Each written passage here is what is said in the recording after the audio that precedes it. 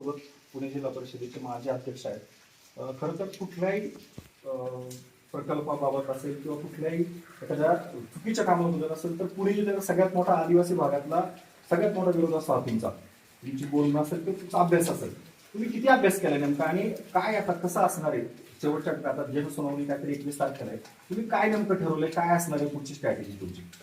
खरं तर 2024 पासून आम्ही खरं तर आदनवळे ग्रामपंचायतच्या माध्यमातून त्या ठिकाणी आम्ही पत्रव्यवहार करतोय आणि गेल्या अनेक दिवसापासून आम्ही त्या ठिकाणी अडोशी वस्ती हा आमचा तिथला मेन पॉईंट आहे आणि हा दुसरा पॉईंट आहे हा खरं तर भोरांड्याचा.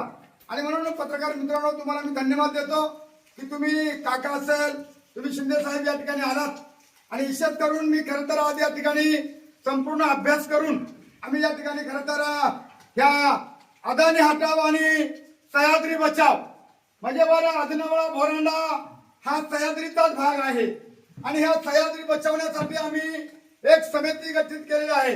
त्या समितीचा अध्यक्ष आदनवळे ग्रामपंचायतीने मला केलेला आहे आणि त्या समितीच्या माध्यमातून आम्ही आंदोलन छेडतोय, उपोषण छेडतोय. त्या समितीच्या उपाध्यक्ष आदरणीय अरुणताई घोटकरताई आहेत आणि आज आम्ही या ठिकाणी भरण्यानंतर या गावच्या सरपंच यांनाही आम्ही उपाध्यक्ष करतोय. म्हणजे या प्रकल्पाला लढण्यासाठी 2 उपाध्यक्ष, 2 ग्रामपंचायती, 1 अध्यक्ष आणि उर्वरित वरच्या 17 आणि तिला काय असतील त्या अशा प्रकारचा खरं तर हा प्रकल्पाची जी 21 तारखेची सुनावणी आहे हे आम्हाला रद्द करायचे आणि हा प्रकल्प रद्द करायचे. आणि हा प्रकल्प होतोय कुठं? आम्ही उभे आहोत या ठिकाणी ठाणे जिल्ह्यामध्ये आणि ठाणे जिल्ह्याचे पालकमंत्री आणि उपमुख्यमंत्री एकनाथ शिंदे साहेब, पुणे जिल्ह्याचे पालकमंत्री आणि उपमुख्यमंत्री आमच्या सुनित्राताई वहिनी या दोन्ही उपमुख्यमंत्र्यांना माझा जाहीर आव्हान आहे का या दोन्ही उपमुख्यमंत्र्यांनी एकत्र यावं, मुख्यमंत्र्याला भेटावं आणि पंतप्रधानांना भेटावं आणि 21 तारखेची सुनावणी ही रद्द झाली पाहिजे. अशा प्रकारचा हा आमचा थेट इशारा आहे. आमचा इशारा समजा, दम समजा, दादागिरी समजा, काय समजायचं ते समजा, पण 500 ते 600 एकर जमीन या ठिकाणी भोरांडा आणि आदनवळा या दोन्ही गावची जाणार आहे. त्याच्यामध्ये जुन्नर तालुक्यामधून खरं तर 17 गावांना नोटीस आहेत. इथं किती गावाला आहेत आम्ही ती माहिती घेतोय. परंतु रायचंद शिंदे साहेब आमचा या प्रकल्पाला कडाडून विरोध आहे. मी शिंदे साहेबांना या ठिकाणी विनंतीपूर्वक सांगतोय की शिंदे साहेब कार्यक्षम मुख्यमंत्री म्हणून त्यांनी महाराष्ट्राचं काम केलं आणि माजी मुख्यमंत्र्यांच्या जिल्ह्यामध्ये हा जर प्रकल्प झाला तर शिंदे साहेबांना पण तो कमीपणा आहे.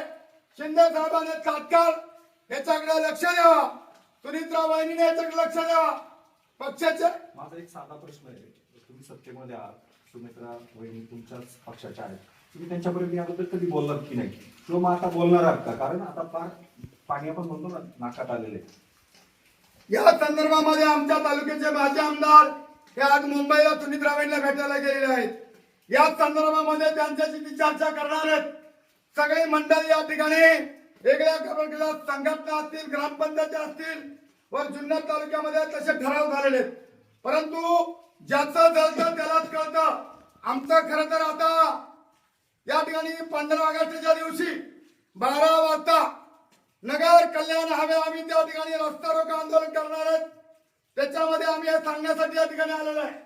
या ठिकाणी भोरांड्याची मंडळी असेल, जुन्नरची मंडळी असेल, या ठिकाणी पुणे आणि ठाणे 2 जिल्ह्याचा हा लढा आहे.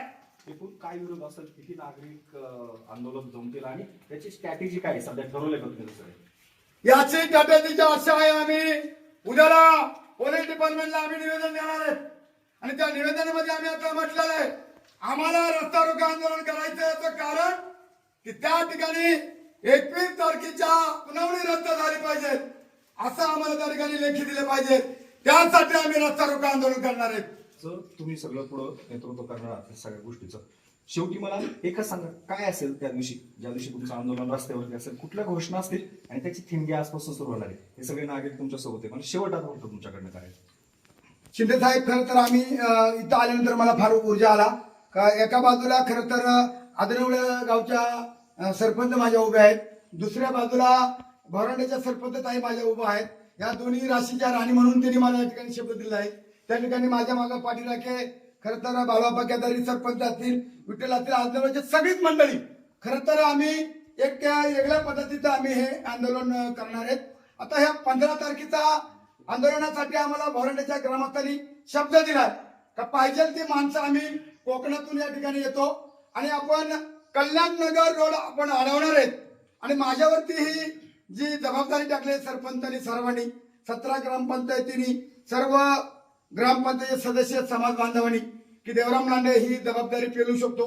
मी मागाशी सांगितलंय का या प्रकल्पामध्ये 2 उपमुख्यमंत्री येतात, 2 पालकमंत्री येतात, यांच्यापर्यंत पत्रव्यवहार 2-3 दिवसामध्ये होईलच. पण आजचे जे घोषणा काय असतील नेमक्या? अदानी हटाओ, अदानी हटाओ, अरे अदानी हटाओ, अरे अदानी हटाओ, जमिनी आमच्या हक्काच्या, अरे जमिनी आमच्या हक्काच्या, अरे जमिनी आमच्या हक्काच्या, अरे जमिनी आमच्या हक्काच्या, अरे हा प्रकल्पाचं करायचं काय? अरे प्रकल्पाचं करायचं काय? अरे प्रकल्पाचं करायचं काय? अरे अदानी हटाओ, अरे अदानी हटाओ. धन्यवाद. आमच्या या तीव्र भावना आहेत. आमचा या ठिकाणी प्राण गेला तरी चालेल.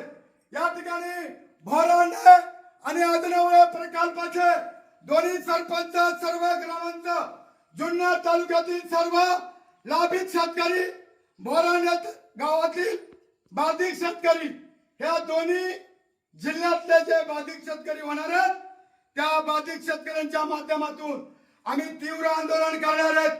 शनिवारी कल्याण नगर हवे अडवण्याचं काम पारगावच्या ठिकाणी आम्ही करणार आहे. त्या ठिकाणी मी या मीडियाच्या माध्यमातून आवाहन करतो सर्व पक्षाच्या लोकांना, सर्व कार्यकर्त्यांना पक्षाच्या जोडे बाजूला ठेवून सर्वांनी मोठ्या प्रमाणामध्ये उपस्थित राहा. आणि खरं तर शनिवारी 15 तारखेला 11 वाजताच्या आतमध्ये 15 ऑगस्टचा कार्यक्रम होणार आहे आणि त्याच्यानंतर 12 वाजेपर्यंत मंडला पारगावला आपल्याला पोहोचायचे. आणि त्या ठिकाणी ते आंदोलन करीत असताना पोलिसांना आपण उद्या निवेदन देणार आहे. त्या निवेदनामध्ये स्पष्ट म्हटलंय की 21 तारखेची सुनावणी रद्द झाली पाहिजे, जुन्नरची रद्द झाली पाहिजे आणि धसाईची रद्द झाली पाहिजे. म्हणजे आता आम्ही नुसतं जुन्नर नाही, आम्ही आता डायरेक्ट म्हणतो की ठाणे आणि पुणे 2 जिल्ह्याची लढाई. आज मगाशी एका माझ्या मित्रांनी सांगितलं त्यांनी सुनावणी कुठे लावले? धसाईला. ही लोक कुठे राहतात? भोरांड्याला. माझा भोळा बाबडा समाज आहे, पण माझ्या भोळ्या बाबड्या समाजाचा कोणी या ठिकाणी दबाव आणलो. जर दबाव आणला तर आम्ही रानटी माणसं आहेत. आम्ही या ठिकाणी जाहीरपणे सांगतो आम्ही कधी मरणाला घाबरत नाही, आम्हाला कुऱ्हाडीची गरज नाही. आम्हाला या ठिकाणी आम्ही कर्पाच्या काट्या घेऊन आम्ही हा आंदोलन करू. त्या ठिकाणी आमच्यावरती जरी पोलिसांनी बंदुकीच्या गोळ्या घातल्या, आमचा प्राण गेला तरी चालेल, पण आम्ही मात्र हा अदानीचा प्रकल्प कदापि होऊ नये नाही अशा प्रकारच्या सर्वांच्या वतीनं मी या ठिकाणी जाहीर करतो. नक्कीच. तर आपल्याला माहिती आहे आंदोलन सुरुवात होणार आहे आणि हे आंदोलन आता मोठ्या प्रमाणावर होणार आहे. त्याची सुरुवात खरं तर आपल्याला माहिती आहे याची आवाज जाणं गरजेचं होतं दिल्लीपर्यंत. तर शिवजन्मभूमीतून ही ठिणगी पेटलेली आहे. तिकडं सूरज वाजगे उपोषणाला बसले आणि भोरांडे. सर मी 1 मिनिट खरं तर मी त्यांचं अभिनंदन करतो. सुरेश वाजगे एक ओपन समाजाचा आमचा मित्र आहे, पण त्यांनी धाडस करून स्वतःचा जीव गेला तरी चालेल, मी मेलो तरी चालेल असा म्हणणारा आमचा जुन्नर तालुक्याचा एक युवक सुरेश वाजगे हे शिवाजी महाराजांच्या पुतळ्याच्या समोर ते उपोषणाला बसलेले आहेत. त्यांनी चांगली जागा निवडले का ज्या शिवाजी महाराजांनी मावळ्यांसाठी लढाई केली, गरिबांसाठी लढाई केली, त्याच शिवाजी महाराजांच्या पायथ्याशी सुरेश वाजगे उपोषणाला बसले. शेवटी एवढंच सांगायचंय, शिवजन्मभूमीतून आंदोलन पेटलं, याचा आवाज दिल्लीपर्यंत जाणं गरजेचं आहे. त्यासाठी लोकप्रतिनिधी किंवा स्थानिक अनेक कार्यकर्ते आहेत, राजकारणवीर आहेत, या सर्वांनीच एकत्र येणं गरजेचं आहे. आणि हे आले तर नक्कीच अदानीचा हा प्रोजेक्ट नक्की थांबेल, एवढी तरी या लोकांकडनं आपण अपेक्षा करायला हरकत नाही. कारण भविष्यामध्ये सह्याद्री जो शेवटच्या क्षणापर्यंत जर जगायचं असेल, सह्याद्रीमुळे आपल्याला माहिती आहे पुणे जिल्ह्याला एक संरक्षण मिळतंय, ते संरक्षण जर जाणार असेल तर मग या पुढच्या पिढीला त्याचे किती तोटे सहन करावे लागतील हे आजच मी सांगायला कुठल्या भविष्यात त्याची गरज नाही. धन्यवाद.